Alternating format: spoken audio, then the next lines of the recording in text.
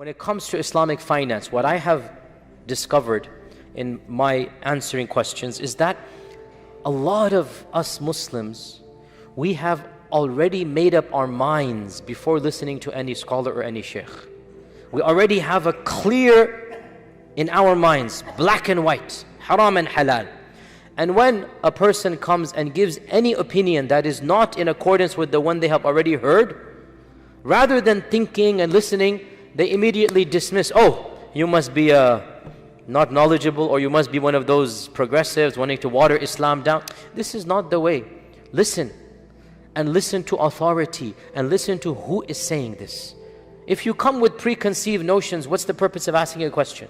Listen and see what the ulama have to say about our times, and realize that economic issues, modern Islamic finance, it is one of the most diverse and hotly contested issues. And it is not something that is black and white, it is something that is gray. For most of the questions that are being asked, it's a gray area. So anybody who hasn't even studied Islamic finance thinks he knows the answer. I'm 100% yaqeen. It shows that he doesn't have any actual studying, and he's simply making an assumption. Great ulama say, Allahu a'lam, but I think this might be the case. And somebody who's never studied has made up his mind, this is haram and this is halal. So keep this point in mind, that be open-minded. Islamic finance is a very diverse field, and there's a lot of views on this issue. Now, the issue of riba. There is no question and there is no controversy that giving somebody money as a loan and demanding more back is the essence of riba, and it is one of the major sins, and it is one of the 7 deadly sins, sab' al-mubiqat, and it is the only sin regarding which Allah has said in the Quran, فَأْذَنُوا بِحَرْبٍ مِّنَ اللَّهِ وَرَسُولِهِ. There is no difference of opinion that giving somebody money, here's $1,000, you need a loan, but give me back 1,100. There is no ikhtilaf that this is one of the major sins of Islam that is in the same category as murder and other crimes. However, with that having been said, also realize that there are a number of traditions that are ascribed to the Prophet ﷺ that are commonly heard and said, but in reality are not authentic. The Quran is enough, and authentic hadith in Bukhari and Muslim is enough to tell us riba is a danger. We have to be careful we don't narrate a hadith that have no basis or are very weak, and of them is the one that is commonly told by the people. There are 72 categories of riba. The least of them is like committing zina openly with your mother, وَالْعِيَاذُ بِاللَّهِ. Ibn al-Jawzi, in his famous book about weak hadith, he mentions a number of these hadith that doing riba is worse than this and worse than that. He mentions a number of them, and he says all of these are weak or fabricated. And he then says, how can taking the slightest amount of riba, a'udhu billah, be equal to having zina with your mother? It's not even logical. And he goes that zina, it breaks up families and creates children that are illegal and this and that are illegitimate, whereas riba, the harm is to yourself, whereas zina, the harm is to society. How can the two be the same? And the famous scholar Al-Muallimi, he commented, these ahadith are not from the Prophet ﷺ. And the scholar Ibn Jibreen, one of our teachers, he said, these types of ahadith are from the fabrications of those who used to tell stories, not from the scholars of hadith. So you have to be careful. The Quran is enough. We don't need these bizarre traditions that don't make sense, and that frankly even the mind rejects even before looking at the isnad, and the isnads of these are weak. Now, as for the issue of riba being on the receiving end, not on the giving end, i.e. not giving a loan but having taken a loan, realize that from the very beginning of time there has been a dissenting voice. Primarily Imam Abu Hanifah, Imam Al-A'zam, the great scholar, he would have a position that his students supported and defended, and to this day the Hanafi school is between these, some of them accept, some of them don't, which is that this is his position. I'm simply telling you, you should be aware of it, that in his view, Muslims living as minorities would be allowed to deal with riba in the minority situation, not in the majority situation. And he defended that view, and he has a long way of arguing, and I don't want to get into there. Now, that's one madhab. The other 3 rejected this, and they said, no, the sharia is the same in Pakistan as it is in America. and we should not change just because of our culture. And this is what I hold as well, by the way. But you should be aware, there has been a view, not from some strange scholar, from Imam Al-A'zam himself. And he has some very sound logic. If you read his logic, he was a great intellectual, and he is arguing in a way that in some ways is very convincing. But then the flip side is, look, the Sharia is the same. Doesn't matter if you're in this land or that land, it should be the same. And so the other three did not agree with this. Now, I agree with that's the majority as well. However, almost all of our scholars, and especially our modern scholars, they are pretty much in agreement, our modern scholars, that giving a loan of riba is not the same level of haram as accepting a loan and having to pay riba on it. Both are haram. Both are haram. But the la'na in the Quran is about category 1, not category 2. Do you guys understand the difference? Giving somebody money and demanding more, that's فَأْذَنُوا بِحَرْبٍ مِّنَ اللَّهِ وَرَسُولِهِ. And that is سَبْعَ الْمُوبِقَاتِ. As for taking the loan and giving more back, there's no doubt that this is a sin, but not to the level of category 1. Now, what difference does it make? Not to the level. I'll tell you why. In the Sharia, there is a good principle, everybody agrees upon it, that necessity or difficult circumstances allow the haram to become halal. We all know this when it comes to eating pork, or we all know when you're about to die and there's nothing to eat. We all know, right? إِلَّا مَا اضْطُرِرْتُمْ إِلَيْهِ. Now, here's the point. Please pay attention to this. When deciding at what level of difficulty the haram becomes halal, we look at two things. Number one, the level of haram, and number two, the level of difficulty. Put together, a scholar, not an average Muslim, a scholar will then contextualize and say, okay, this level of haram is not to this level, so therefore we can contextual. Let me give you a simple example. Somebody dying from hunger. Somebody dying from hunger. And he has the option of eating maita, dead meat. And he has the option of eating, so dead meat, he finds a cow on the side of the road. It's been killed accidentally, not as zabiha, like, just dead cow. And he finds a pig. Both are haram. Which one is he going to resort to first? The cow. Why? Because the level of tahrim of the dead cow is not to the level of tahrim of the dead pig. Do you understand this? Right? Now, another scenario. I'm just giving a hypothetical, you get the point here. Another scenario. A person's dying, or a person's threatened, a gun is put to his head, and the person says, unless you steal from this man, I will kill you. You take his wallet, you have to pickpocket. Or if you don't do that, I'll kill you. I'm just giving a scenario. Pretty much most scholars would say, if he wants to take this option, he can take the pickpocket and give him the wallet, and he will be excused on Judgment Day. Now, suppose the same person puts the gun and says, you have to kill that person or else I will kill you. All of our scholars say, no, he cannot do that.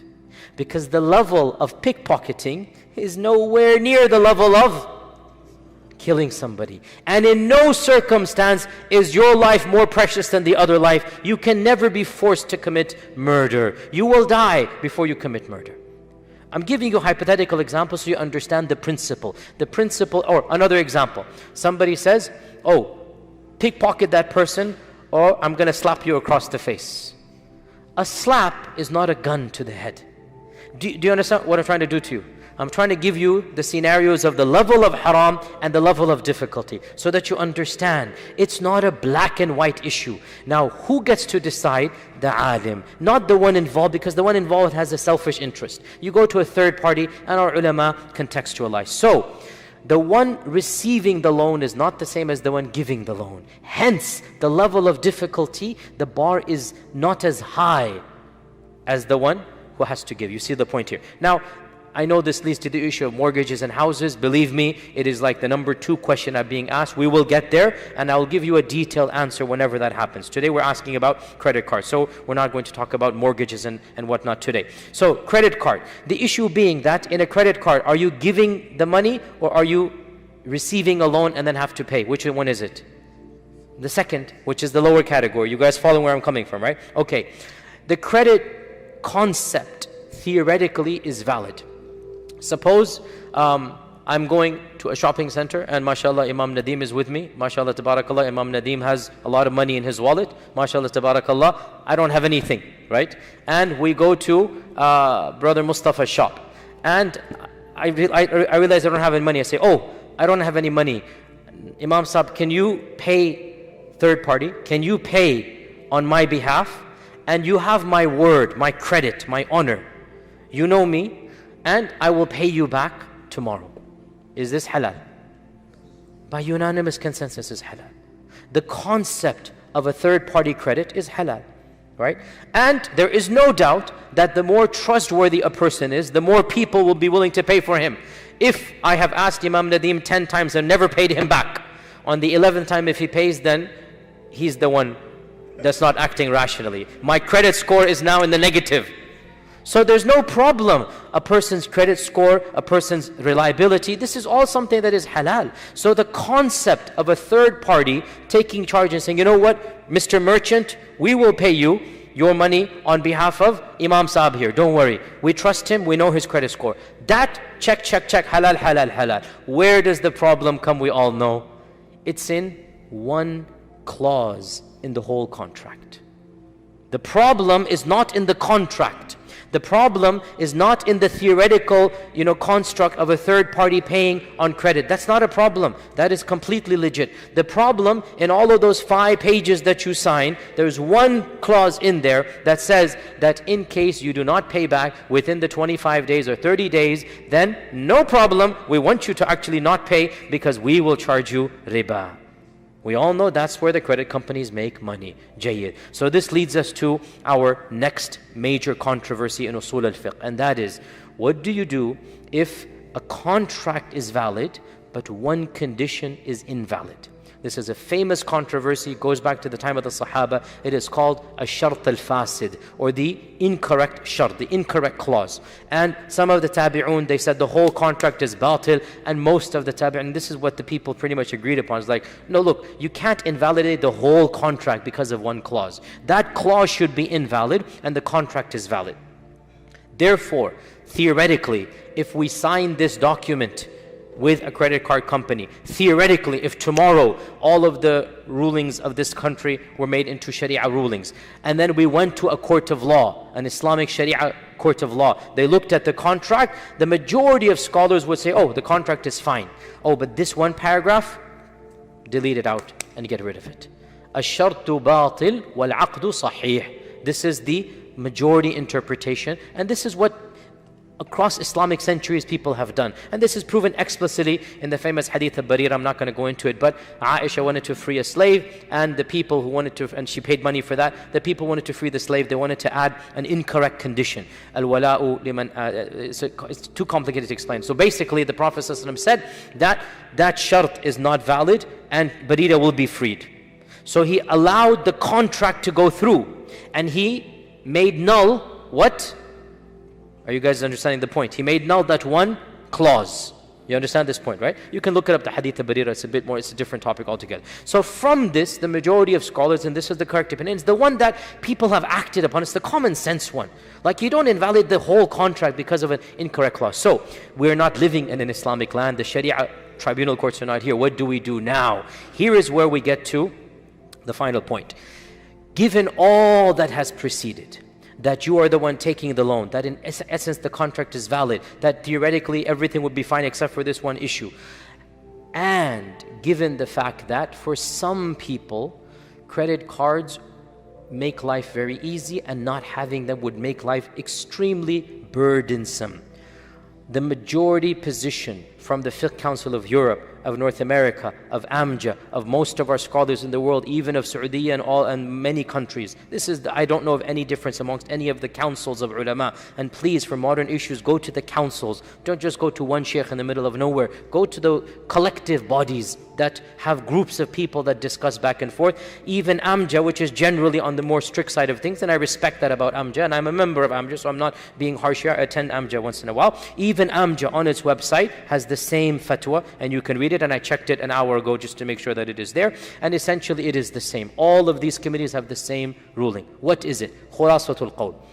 If a person is in need, not a life and death situation, but life would become quite cumbersome without a credit card. Pause here.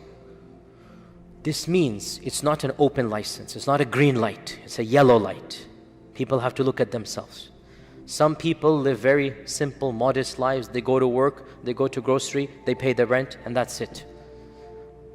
Why would they need a credit card? Debit cards will do fine, and cash will do fine, and checks will do fine. Other people, and I am one of them, travel all the time, and they need to rent cars. I'm renting a car in 3 days, I'm going somewhere. They need to prepay hotels. Most hotels do not accept debit cards. Almost all hotels do not accept prepaid money cards. You need an actual credit card. The amount of traveling that a traveler does, like myself, I know from my own experience, it would not be possible to do what I'm doing without a credit card. So not everybody's life is the same. Those who need the credit card, now I go on, not everybody.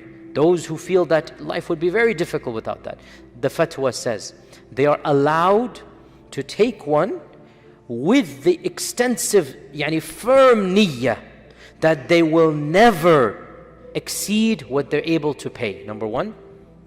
And number two, they will always pay on time, and so they have to be extra conscientious. They have to monitor. Now the burden is on them. They don't want to fall into riba, even if it's on the other side. So with these two conditions, that or three actually, number one, you really need it. It's not just an open license for anybody. Number two, that you never purchase more than you can pay by the end of the month. You don't take advantage. Realize the credit card companies, they dangle more credit in front of you because they want you to go into debt. That's how they make their money. You can only pay 1,000, they give you 2,000 credit. Why? Oh, you see that nice this, nice, let me buy it, and then you can't pay it. What do? You end up paying double, triple over 10, 15 years. That's what the credit card companies want. We don't want that. So we try our best, not just try. That is our sincere intention. We never purchase more than what is on our budget, and we make it sincere effort. We will pay on time, and these days, alhamdulillah, you actually have automatic payments on most credit cards. You don't even have to sign up to write a check. You literally just put it on and it pays automatically. Therefore, with these three conditions met, the standard position of pretty much all the scholarly committees is that it is permissible to have a credit card. For those who don't, they should not, and they should restrict themselves to debit cards or to checks or to prepaid. And that's a good thing that many average shops, not car rental companies and not hotels. But if you go to any store and you have a loaded credit card, you know what they are, not a credit card, a loaded prepaid card. You can buy them from Walgreens, you can buy them from anywhere. It's Amazon or Visa, whatever. You put on cash, you pay cash, you say here's 500, load this for 500. Now it becomes like a simple debit card. So for those who don't, definitely you should take advantage of these ones. For those who need to, then inshaAllah ta'ala it is allowed. And with this inshaAllah ta'ala we conclude.